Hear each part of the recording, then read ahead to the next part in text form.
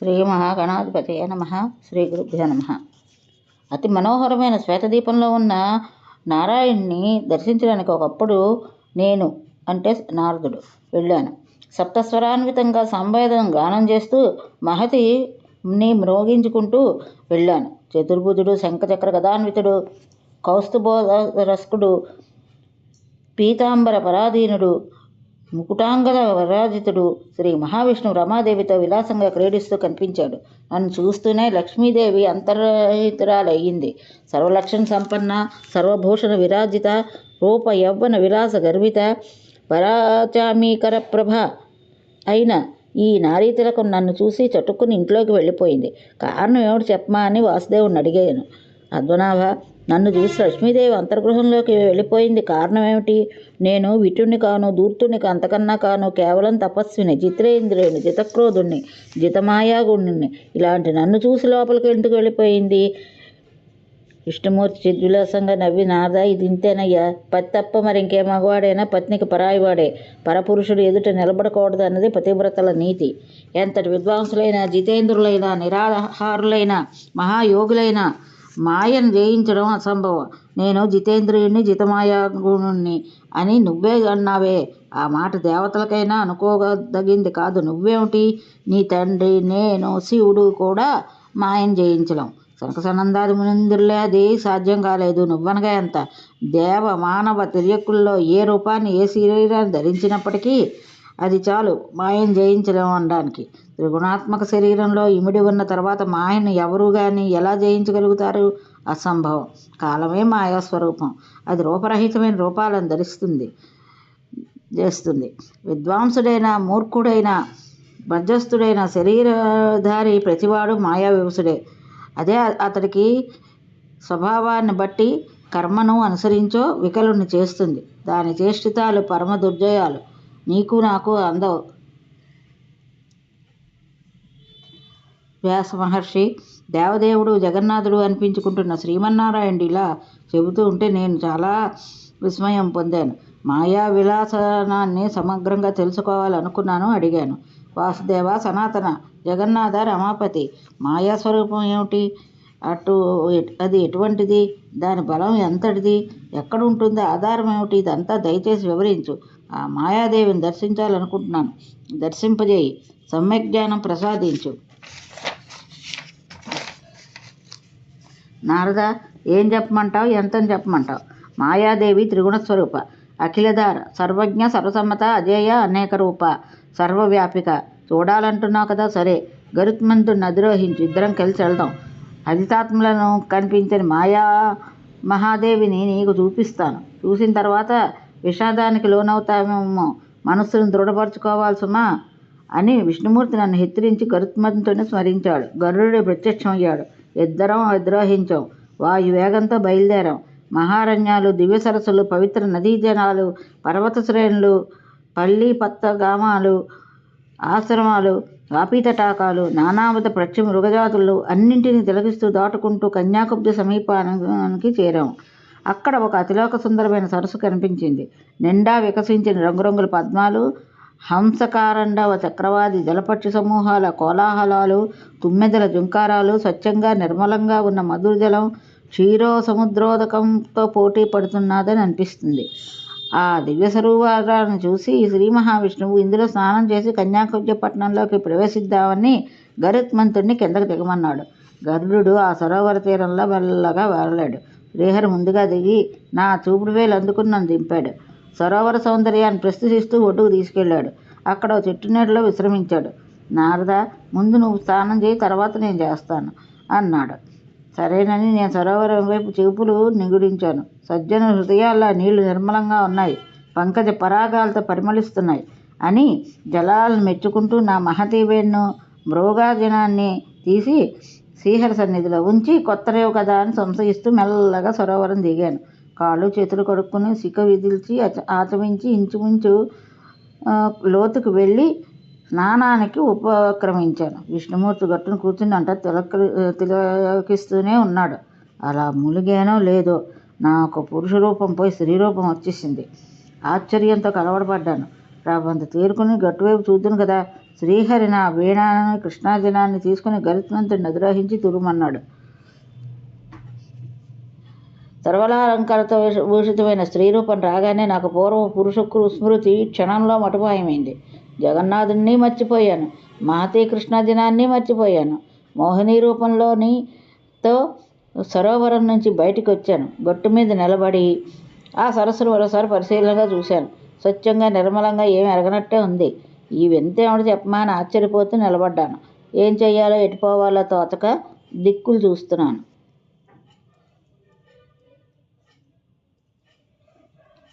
తాళధ్వజ మహారాజు అటువైపు వస్తూ కనిపించాడు. గజాశ్వారథ బృందాలు వెంటరాగా తాను ఒక రథం మీద విజయం చేస్తున్నాడు. కోడి వయసులో సువర్ణ దివ్యాభరణ విభూషితుడే మళ్లీ పుట్టిన మన్మధుడిలా విరాజిల్లుతున్నాడు. అల్లంత దూరం నుంచి నన్ను చూశాడు. నా సౌందర్యాన్ని ముగ్ధుడయ్యాడు. ఈ అరణ్యంలో ఒంటరిగా ఎవరి సౌందర్య రాశి అని ఆశ్చర్యపోయాడు. దగ్గరకు వచ్చి, కళ్యాణి, నువ్వు ఎవరివి? దేవతవంతివా, మానవాంగవా, గంధర్వలోకాంతి మణివా, ఎవరమ్మాయివి? రూప యవ్వన విభూషితమైన ఈ గాఢారణ్యంలో ఏకాంతంగా నిలబడ్డావెందుకు? వివాహితవా, కన్యవా, చంద్రవదన? నిజం చెప్పు. మధుకర్చుకురా, పెదవి కదపు మృగనైనా ఈ శరీరంలో ఈ సరోవరంలో ఏమిటి తిలకిస్తున్నావు? తదేక దీక్షతో అట్టే చూస్తున్నావు. ఏమిటి కారణం? ఏ కృశోదరి, ఏ మరాళాక్షి, ఏ మదనమోహిని, నన్ను పతిగా వరించి మహారాజభోగాలు అనుభవించు. తాళధ్వజుడు అనురక్తుడై పలవరించాడు. నేను క్షణకాలం ఆలోచించాను. మృదుమధురంగా పలికాను. హే రాజన్, నేనెవరు కూతురునో నాకు తెలియదు. తల్లిదండ్రులు ఎక్కడుంటారో తెలియదు. ఎవరు నన్ను ఈ సరోవరంలో విడిచిపెట్టారో అంతకన్నా తెలియదు. ఏం చెయ్యాలో, ఎక్కడికి వెళ్ళాలో, నా అదృష్టం ఎలా ఉందో ఏమీ తోచక ఇలా నిలబడ్డాను, నిరాధారణ. ఏం చెయ్యాలా అని ఆలోచిస్తున్నాను. దైవమే దిక్కు. ఎటు నడిపిస్తాడో. నువ్వు ధర్మజ్ఞుడివి. నీకు ఎలా అనిపిస్తే అలా చేయి. నువ్వు తప్ప నాకు సంరక్షకులు ఎవరు లేరు. తండ్రి లేరు, తల్లి లేరు, ఇల్లు లేదు, వాకలు లేదు, బంధువులు లేరు, చెలికత్తలు లేరు. ఒంటరిదాన్ను, నీ దాన్ను. నా పలుకులకు తాళధ్వజుడు మురిసిపోయాడు. మనస్సులోనే మన్మధుడు గిలిగింతలు పెట్టాడు. వెంటనే భృత్యులను పిలిచి, బంగారు పల్లకి సిద్ధం చేయండి, పట్టు వస్త్రాలు తరలు కట్టండి, మెత్తని పరుపులు పరవండి, బాలీసులు సర్దండి. ఈ విశాలాక్షి అధిరోహిస్తుంది, మనతో రాజధానికి వస్తుంది అని ఆజ్ఞాపించాడు. క్షణంలో నేను బంగారు పల్లకీలో ఉన్నాను. కుదుపు తెలియకుండా బోయిలు మోస్తున్నారు. తాళధ్వజ రాజధాని చేరుకున్నాను. ఒక శుభముహూర్తాన నన్ను ఆ మహారాజు అగ్నిసాక్షిగా వివాహం చేసుకున్నాడు. ఆ నిమిషం నుంచి అతడికి ప్రాణాధికంగా ప్రియురాలనయ్యాను.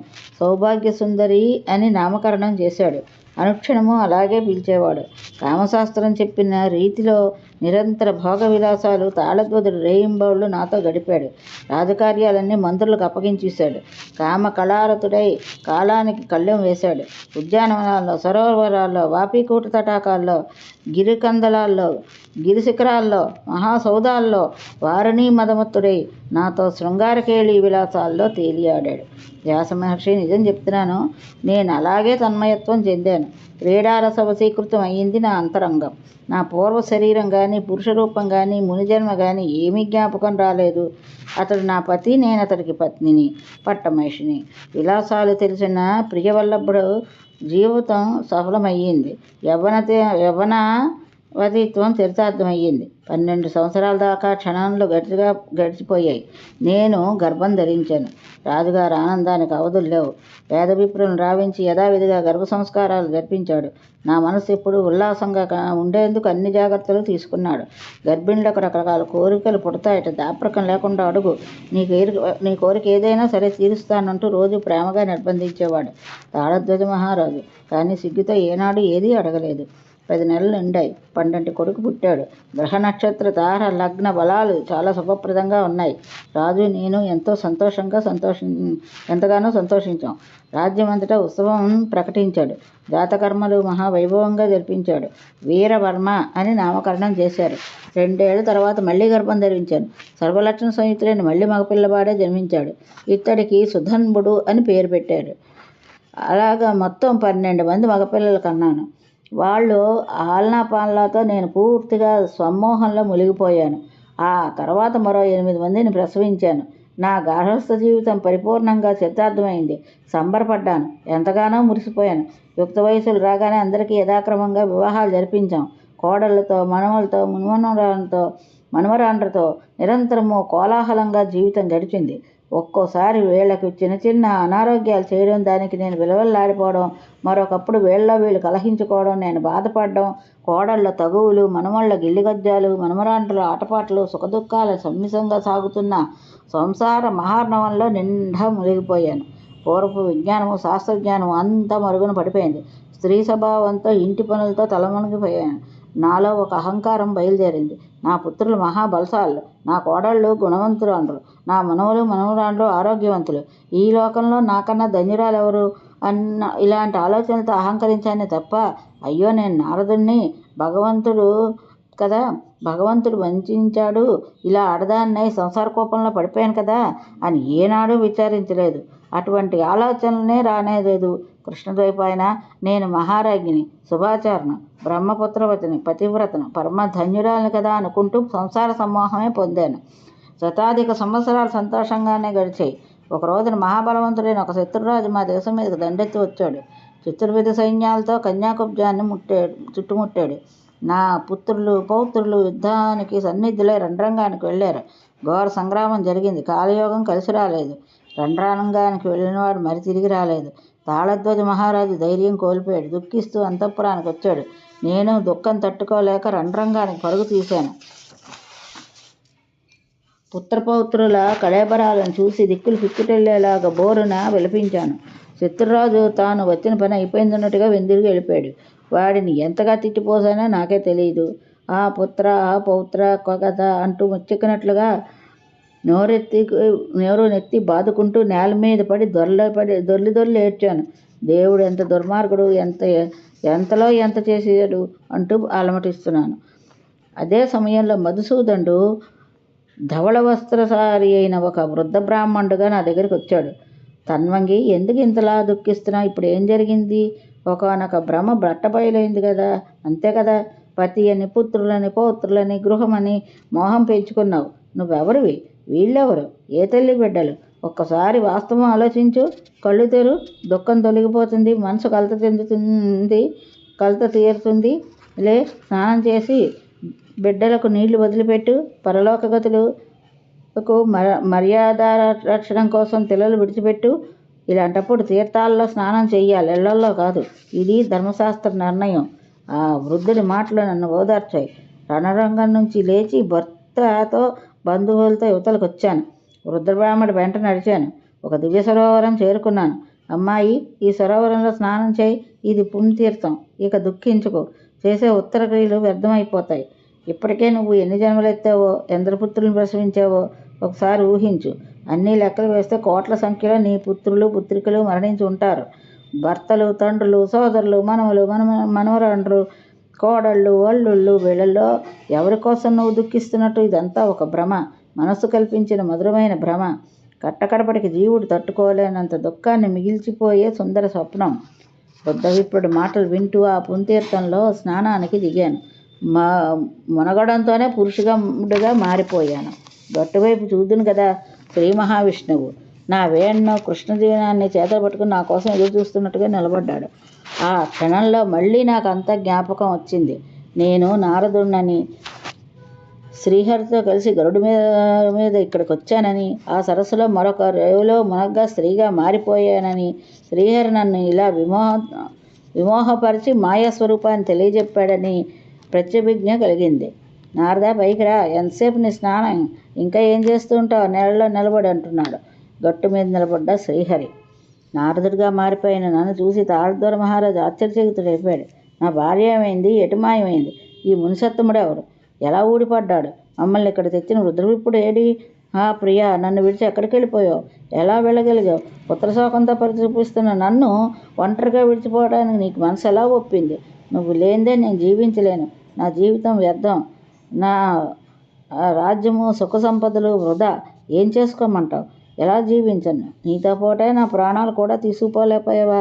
నాకు బతకాలం లేదు. ప్రాణాలపై తీపి చచ్చిపోయింది. ప్రియా, ఎక్కడున్నావో దయచేసి ఒక్కసారి పలుకు. ఈ దీనుడికి బదులు చెప్పు. రవ్వంత ఓదార్పు ఇంతలోనే ఇంత కఠినరాలు ఎలా కలిగావు? ఆ ప్రియ, ఆ ప్రేమ, అనురాగము ఏమైపోయాయి? ఈ నీళ్లలో మునిగిపోయావా? జలచరాలు భక్షించేసాయా? వరుణదేవుడు అపహరించాడా? ఎంత దురదృష్టవంతుణ్ణి! పుత్రులతో కలిసిపోయిన అదృష్టవంతురాలు నువ్వు. అవును, నీ పుత్ర ప్రేమ అలాంటిదే, నేను ఎరుగుదును. కాకపోతే నన్ను కూడా తీసుకెళ్ళమంటే సంతోషించేవాడిని. వంటను చేసి వెళ్ళిపోయావా? ఇదేం అన్యాయం చెప్పు. ఇది నీకు భావ్యమా? నేను చేసిన అపరాధం ఏమిటి? ఎందుకు నాకు ఈ శిక్ష విధించావు? నేను దీన్ని భరించలేను. అటు పుత్రులు కోల్పోయాను, ఇటు నిన్ను కోల్పోయాను. అయినా ఇంకా బతికే ఉన్నాను. పాడు ప్రాణాలు వదిలిపోవు. ఇదేమిటి ఇప్పుడు? ఇంకా నాకు ఏది దారి? ఎక్కడికి పోను? ఏం చేయను? భార్యాభియోగ దుఃఖాన్ని తట్టుకుని నిలబడటానికి నేనేమన్నా రఘురామున్నా? అనురక్తులు సమచిత్తులు అయిన దంపతులకు విడివిడిగా మరణం ప్రాప్తించడం కన్నా భరించరాని దుఃఖం మరొకటి ఉంటుందా ఈ సృష్టిలో? అయినా అలాగే జరుగుతోంది. ఆడవాళ్ళు ఎంత అదృష్టవంతులు! ధర్మశాస్త్రాలు సహగమనం చెప్పాయి. ఇటువంటి దుఃఖాన్ని దిగుమింగుకోవలసిన దుస్థితిని స్త్రీలకు తప్పించారు కదా ధర్మశాస్త్రకర్తలైన మహర్షులు.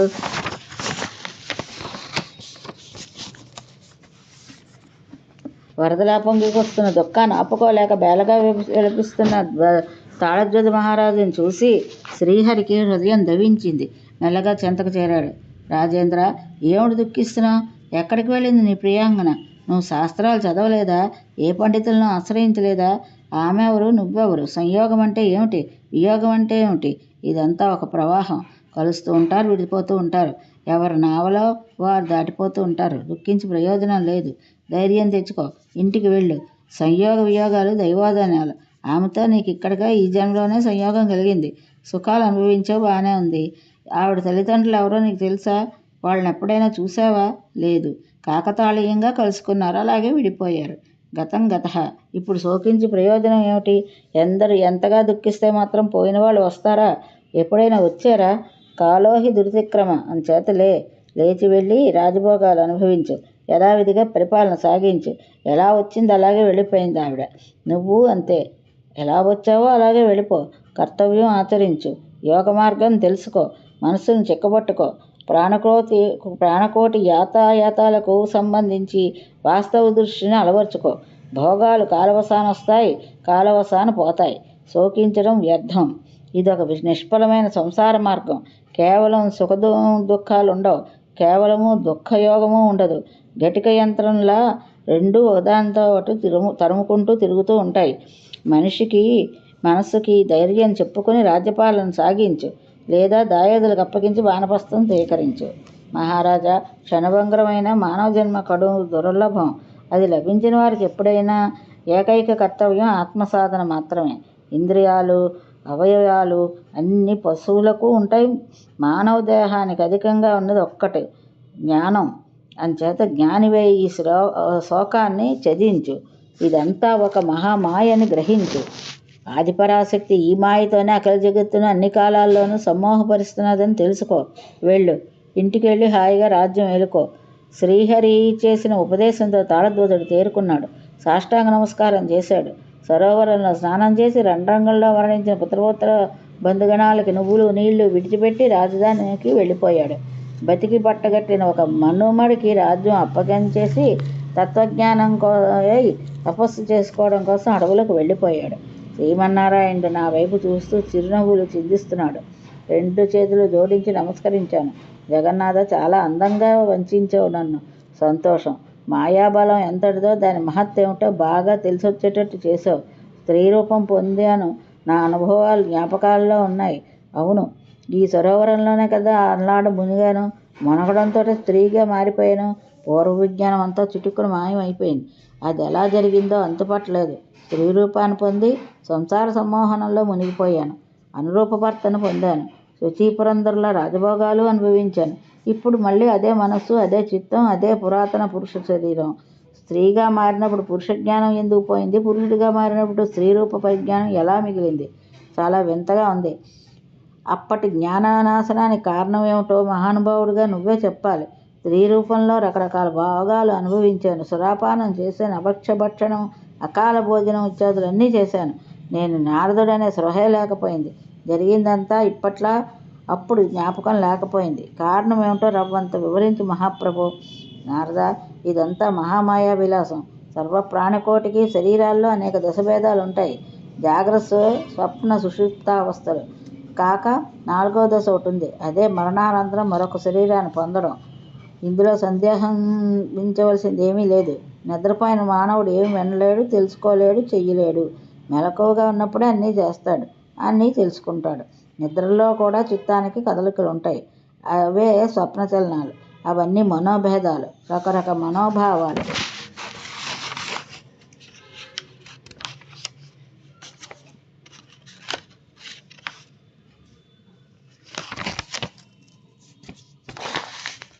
ఏనుగు నన్ను చంపడానికి వస్తోంది, ఎదిరించలేను, ఎటూ పారిపోలేను, ఏం చెయ్యాలి అంటూ స్వప్నంలో దుఃఖిస్తాడు. అలాగే కొన్ని కలల్లో సుఖాలు అనుభవిస్తాడు. మేల్కొన్నాక అవన్నీ గుర్తు తెచ్చుకుని జనానికి వివరంగా చెప్తాడు. కలలు కంటున్నసేపు మాత్రం ఇది భ్రమ అని ఎవరూ అనుకోరు. అలాంటిదే ఇహజన్మానుభవం. సంసారంలో ఉన్నంతకాలం ఇది భ్రమ అనిపించదు. మరొక జన్మ పొందాక గత జన్మ శృతిని నిలుపుకోగలిగితే అప్పుడు తెలుస్తుంది ఈ మాయా విలాసం. అలా అనిపించకపోవడమే మాయా విభవం. అది చాలా దుర్లభం సుమా. నారద, నిజం చెప్పాలంటే ఇది నాకు పూర్తిగా తెలియదు. తెలుసుకోవడం చాలా దుర్ఘటనం. నేనే కాదు, ఈ మాయాగుణాలను శివుడు, పద్మసంభవుడు కూడా ఎరగరు.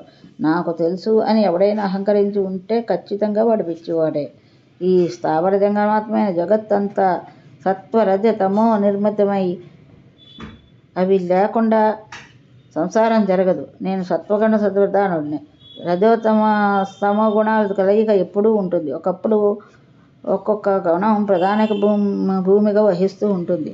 భువనేశ్వరుడే అయినా గుణత్రయ విహీనుడు మాత్రం ఎప్పుడూ కాలేను. అలాగే మీ తండ్రి బ్రహ్మదేవుడు రజోగుణ ప్రధానుడు. తమ స్వత్రాలు కలగలిసి ఉంటాయి. శివుడు తమోగుణ ప్రధానుడు. సత్వరజోగుణాలు కలిగి ఉంటాయి. వీరు కూడా ఎప్పుడు గుణత్రయ విహీనులు కాలేరు.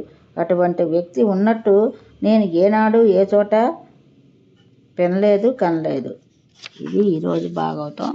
ఇంతటితో స్వస్తి.